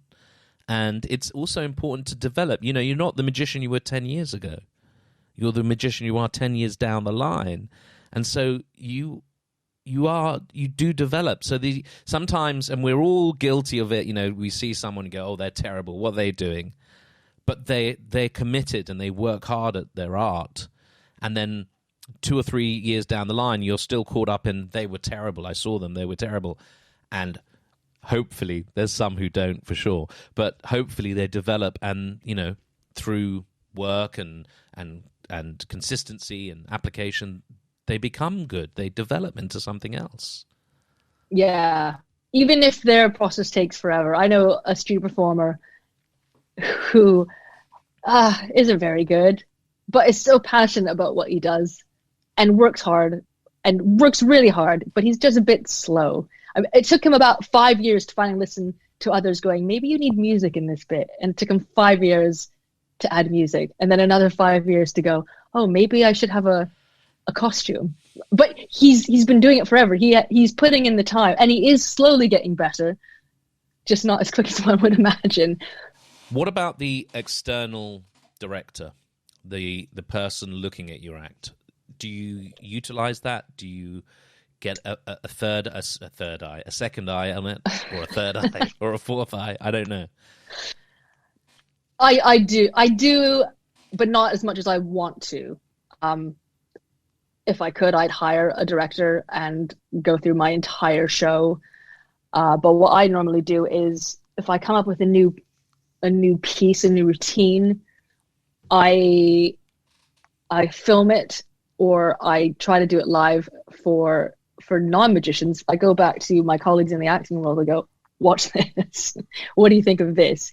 And these are people I trust. These are people who know me very, very well. So they know how to give constructive criticism, and I also know how to take it, because I've been trained to learn how to take and give constructive criticism. So I will go to certain individuals to look at certain routines of mine who are non-magicians, and then I'll go from there. Then I'll go to maybe magician friends of mine going, okay, what do you think of this in this way? So it's always really good to find those people you trust to give you criticism, because you need that outside eye. If you don't have that, you're relying on your audience, and therefore you're relying on your gig or your show. And do you really want to go in there blind? Sometimes you do, sometimes you have to, but it is really important to have an outside eye. And if not, then again, going back to like videotaping yourself. I wish I had my theater show with the monkey and all that. I never had a director, unfortunately, for that. But what was nice, I had an audience member ask me who the director was. So I was like, ooh, that's good. Pulled the wool over their eyes. But, you know, again, it's my video camera. And what I did once, actually, when I was workshopping my show, I reserved 5 seats in the back for 5 people who were not magicians, not performers. They were just some locals who frequent the pub. So I was like, hey, can you please come to my show and watch it? And after the show, after the audience left, I kept them, these 5 laymen. I went, all right, tell me I had questions that I wanted to ask them about my show, going, did this make sense? Did this not make sense? Did this work? How did you feel at this? So I already had those ready to ask them, and then they would give me their layman's perspective on whatever bits. And that was super informative, especially because I was taking the show to America, even though language, the differences in language. I was like, do they say this? Is it college or university in America? I don't know. Or are they familiar with this? So if you don't have anyone, a professional who could look at your show, get 5 laymen and quiz them after your show and ask them questions. That's a great bit of advice, actually.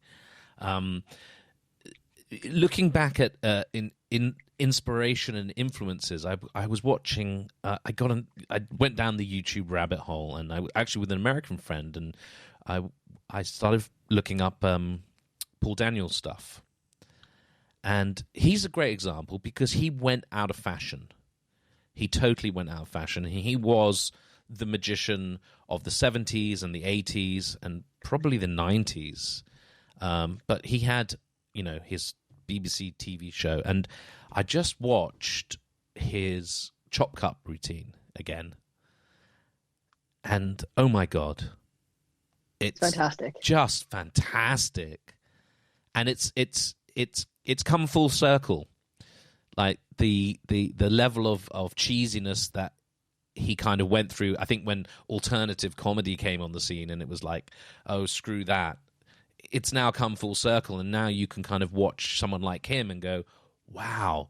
Like he did his multiplying bottles routine, and I think it's Ken Brook, but it's, oh my god, it's next level. It's it sets up an idea of what's going to happen. These bottles appearing from nowhere, but there are so many bottles, and it just keeps on and keeps on and keeps on, and you're just like, even when you know how it's done, you're watching it going, oh my god. Certainly with the chop cup routine, which is for those who don't know, it's 1 cup, 1 ball. Ball vanishes from the cup, in the pocket, out the pocket, in the cup. Sounds very kinky. Very kinky. Different things appearing. And it's so musical. It's so rhythmical and timing, and you could almost draw a chart of tension, release, timing, beat. That is, there's a reason that's constantly voted the #1 trick of all time. And it's so simple. Yeah. And yet he makes it into something magical is not even the right word for it. It's something more, right? And looking at someone like the great Paul Daniels or those types of legendary performers, you go, what makes them different and compared to others? If you were to take, let's say, Paul Daniels' chop cup routine and get another performer who's in a chop cup routine and find another performer, compare them all and really analyze why Daniels was a master at that. What makes him different in his performance, in his technique, the overall picture. And that's kind of what I do with every routine I do, is I research every performance I can possibly find, whether on video or written, and write down all the similarities. And then I go, those are all the things I'm not allowed to do. Right. So I'm as an example, and it drives me nuts, but it gives me more inspiration because I have to close doors to unlock others.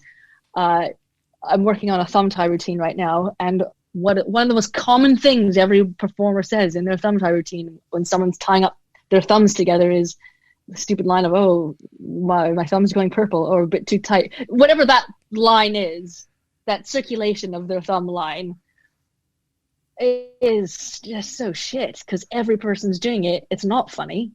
It's cheesy. It doesn't feel genuine, because if you were actually in pain, you'd be in pain. But they go, anyway, so it's like, okay, that's something I'm not allowed to ever say ever in anything I do if I'm being tied up. But it opens up the door. I have to think outside the box now, going, okay, what does this mean? Why are you tying up my thumbs?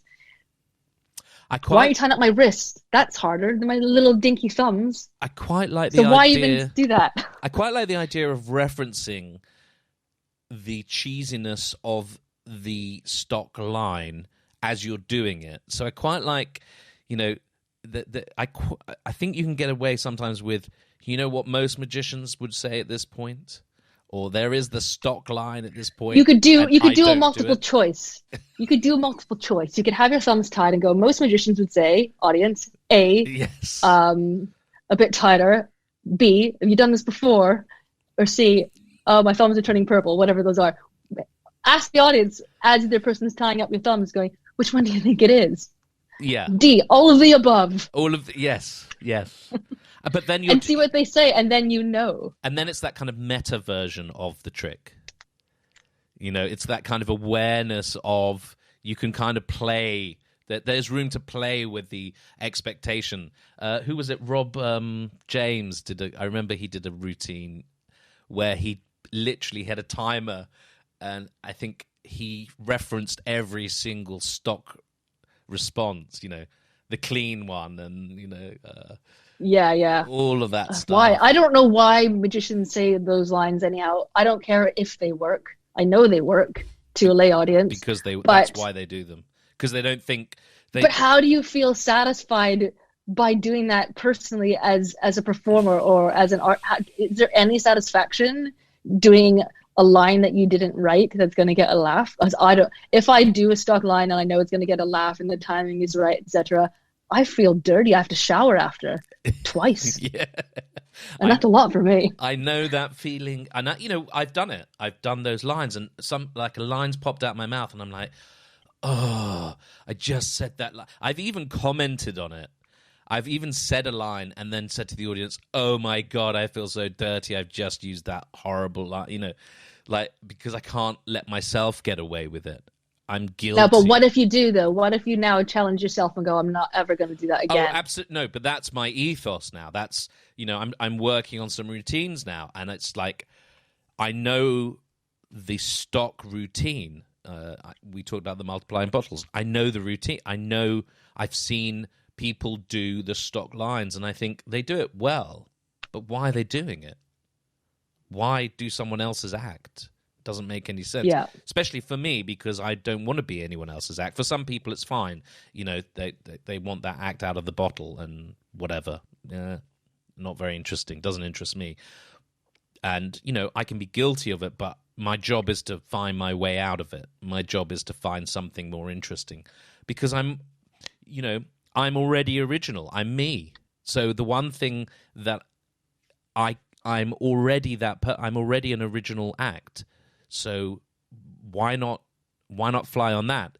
Because it's frightening, because it's daring, because you could fail. The fear of failure, the fear of, it's the cups and balls routine. I just bought the TCC did a Kickstarter on these cups and balls.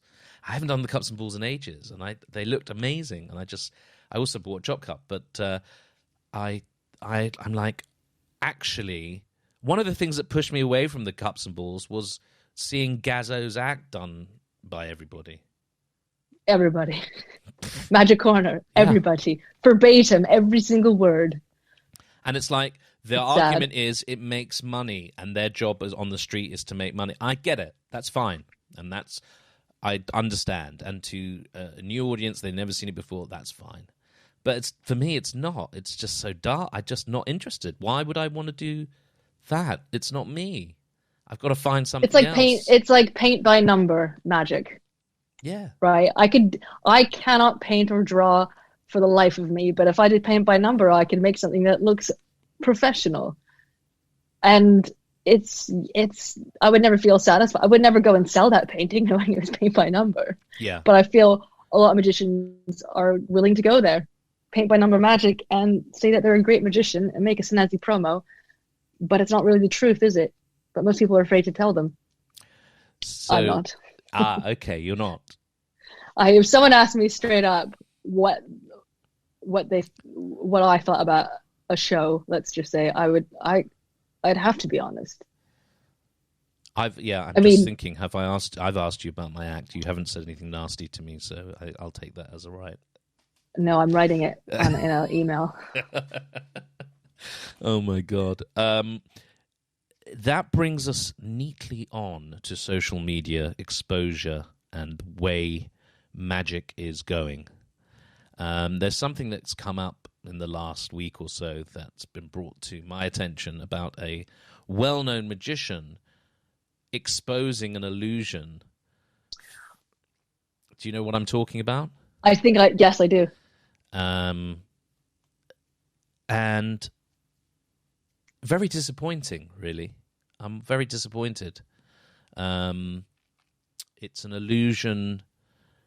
Well, it's part of this whole world of fake bullshit on social media, on YouTube, and anything for a click, irrespective of creating something clever or original.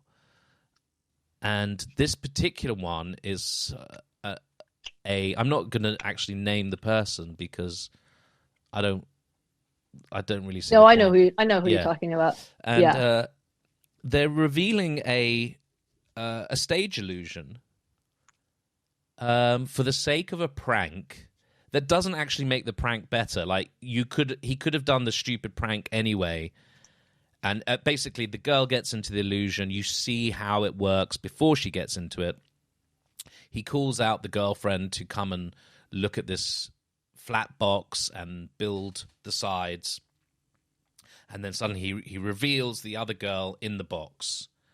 And the partner who's watching it pretends to be shocked. Let's start with the acting on these things is vomit-inducing.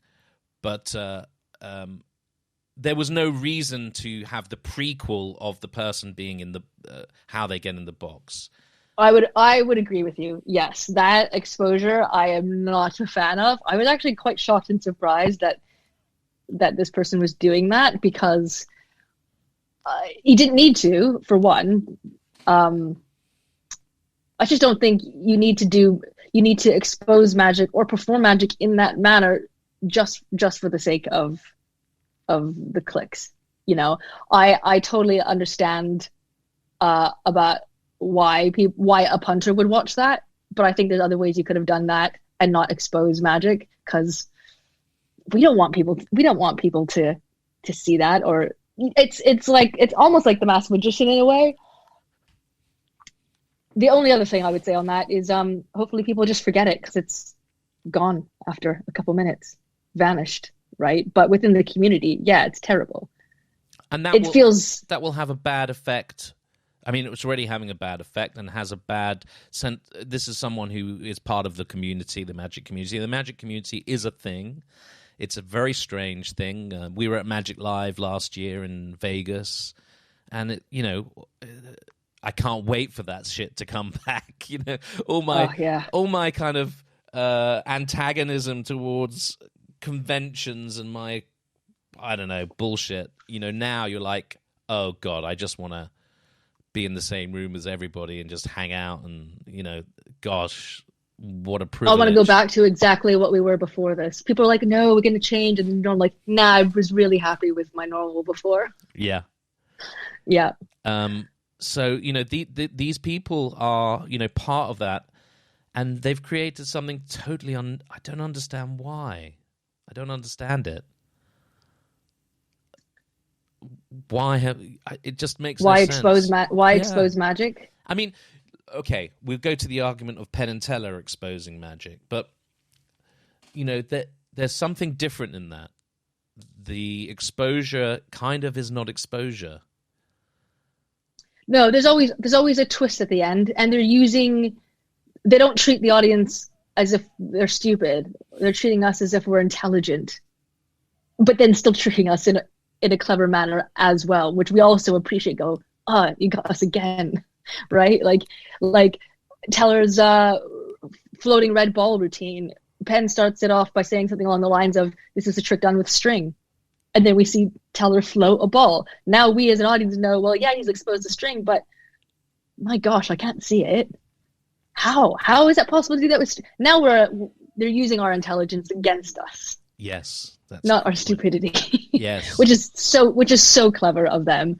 So it's different. Yeah, it is different. And also they also have going for them the fact that the way they present each and every routine is also very different than anyone else in the world, which is part of their ammo as well, Well, whereas most magicians, the cigarette routine. where Penn's playing the bass, and he vanishes, the cigarette reappears, it disappears, he puts it out, and then they show it from a different angle, and he tells you what they're doing. The ditch, the steel, the load, all of that. And yet it's still... What's fascinating about that is it still maintains its magicalness. It still has rhythm. It still has timing. It's still impossible. It still feels impossible. And yet you're looking straight at how it's done. And yet it's still wonderfully impossible and magical. They still give the audience the opportunity to appreciate the magic, but even more so in the way or in the manner that they expose the trick, I guess you could say. Mm-hmm. We appreciate more of the art of the magic, which is a fine line. It's a hard thing to do, and I don't think a lot of people can do it, but Penn and Teller, they've been able to do that as even back in the day when people hated them for the exposure, but I don't think they were seeing the entire picture. You did a show with them, Wizard Wars, was it? Wizard Wars, yeah, Wizard Wars. For Sci-Fi Channel, yeah. And they, what was their job within that? Watching you, was it the prequel to Fool Us? Was the idea that Fool Us? No. Fool Us already existed at that point. Oh, okay. Wizard Wars was like 2012, 2013, 2014, along those lines, and that show was not about fooling Penn and Teller, but a lot of people thought because of Fool Us that it was.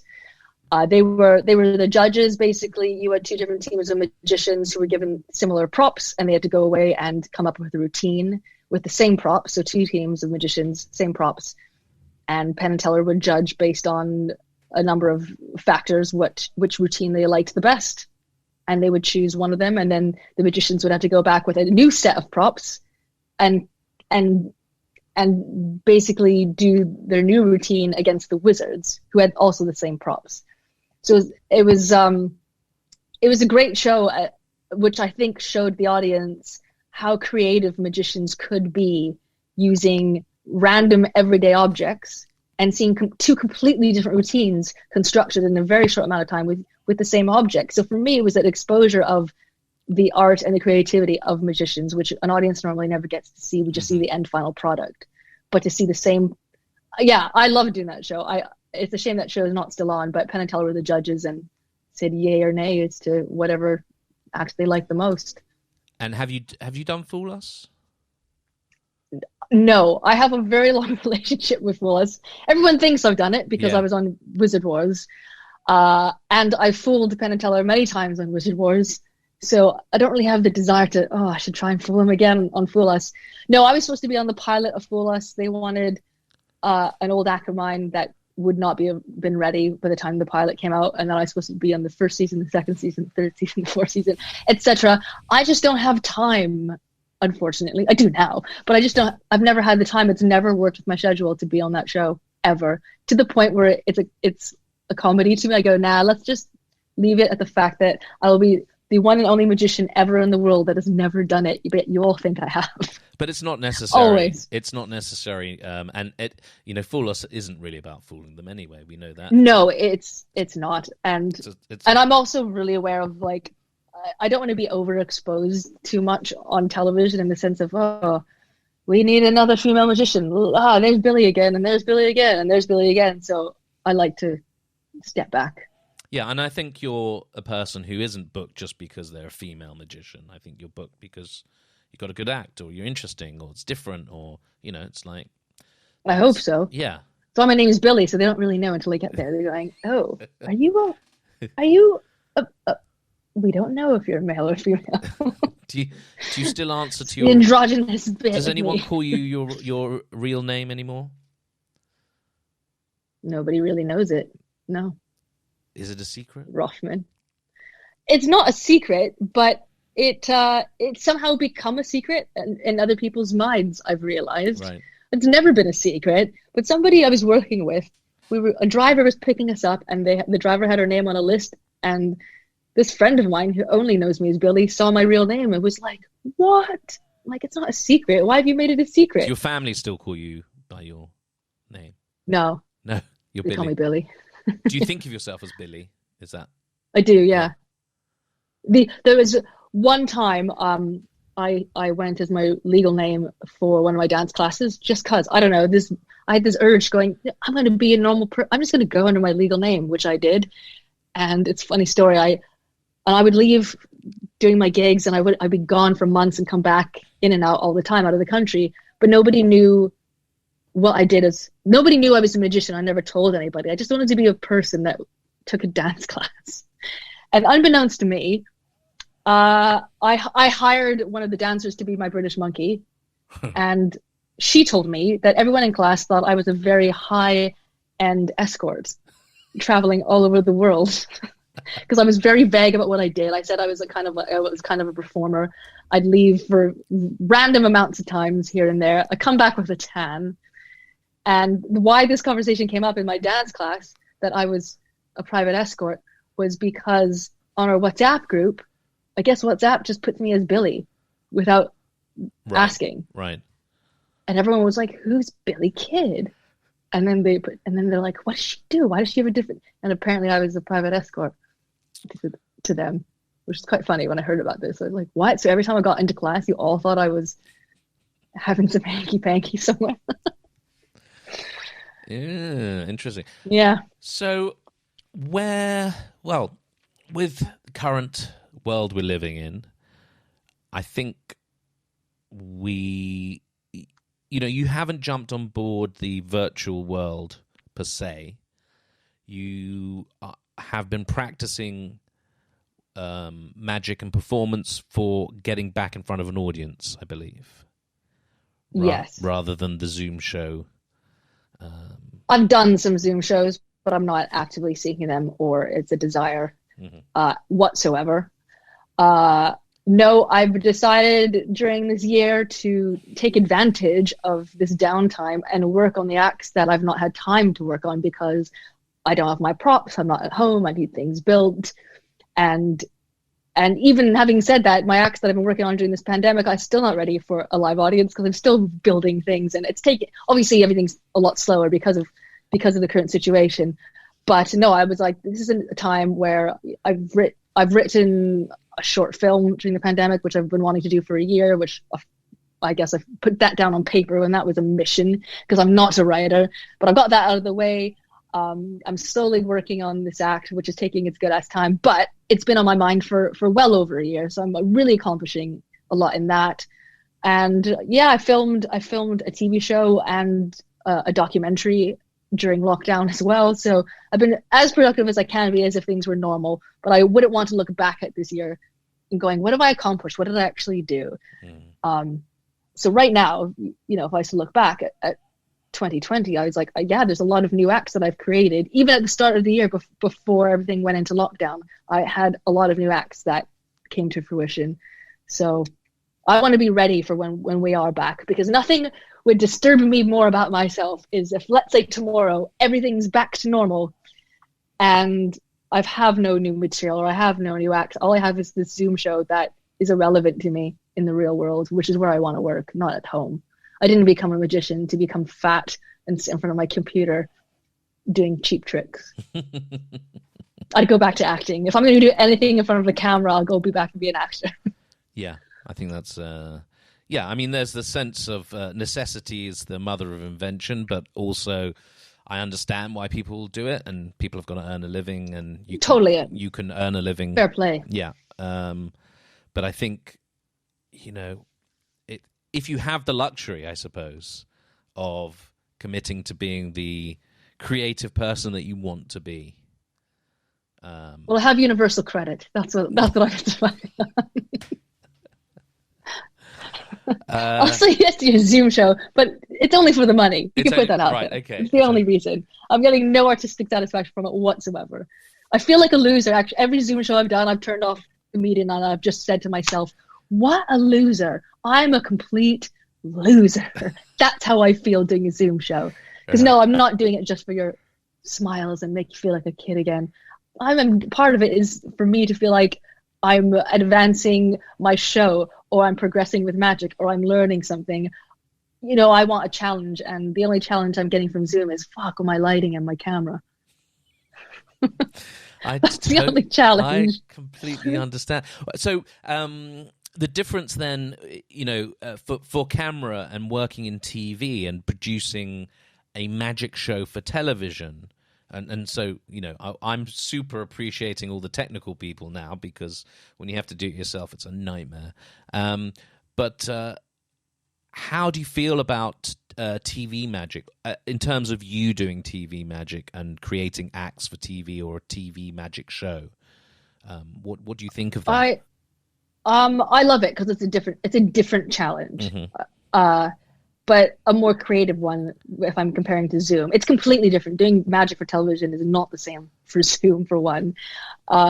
Because, again, you're working in a collaborative, creative environment with a bunch of people, your cast, your crew, your director. You can do things, obviously, on camera that you can't do live, but you can still make it feel just as genuine, for lack of a better word, with your audience who's there with you on camera, unlike Zoom. Mm-hmm. So I love the challenge of it, because I am doing usually every show I've done on television. I'm usually doing acts that I've never done before, that are completely different. And it could be from the matter of production. There's money and I can do something bigger, something better, or just the logistics of, this is I would have never done this in my real live show, but I'm doing it for this specific television show because this show is about this. So now I need to create magic for this concept or whatever the television show is. So I do have joy in doing magic for television, but just mostly for the challenge, really. I think that's a good and positive point to bring things full circle to a close. I think we've explored quite a few areas of magic, and we've dug deep. If we've dug deep, we've come full circle, because I have to dig a grave for this dead delivery man. Dead delivery. Well, he hasn't started to smell yet, so that's no. We got time. You got time. We got time. Well, Billy Kid, as ever. Paul Rothman. I always like it. You always like Rothman. It's always Rothman. Yeah, I'm a last name kind of person. Right? Do you do that with Do you do that with Valentine and? No. I feel like it's just me. You, yeah. Rothman. Yeah. It's just the way you say it. I don't know. Thank you so much. It's been an absolute pleasure. And yes, I hope we've talked about some things that people haven't talked about, and we've discovered some new things, and we're inspiring people to go forward. And hopefully, I totally believe that, moving into this decade, we're going to have a roaring 20s. I think people are going to just be so excited for live performance. I think so. They're craving it right now. Yeah. I can feel it. And I think the interesting thing is, and my advice, my perception is, performers, you better have your act ready, and you better be ready to go, because that is the boat that's going to be, the one to jump onto. I think it's going to be, people are going to be exhausted by the amount of work that's going to be out there, and you want to be the person that's out there ready to book and to work, because it's going to be an exciting time ahead. Yeah, very. So exciting. I might even wear a dress. Oh my God. Well, that's enough to look forward to. Billy in a dress. Thank you for being a part of the Magic of podcast. I almost forgot what my show was called. And I hope to see you in the next episode. Thanks for listening. All right. Thanks, Billy. Thank you. Bye. Bye.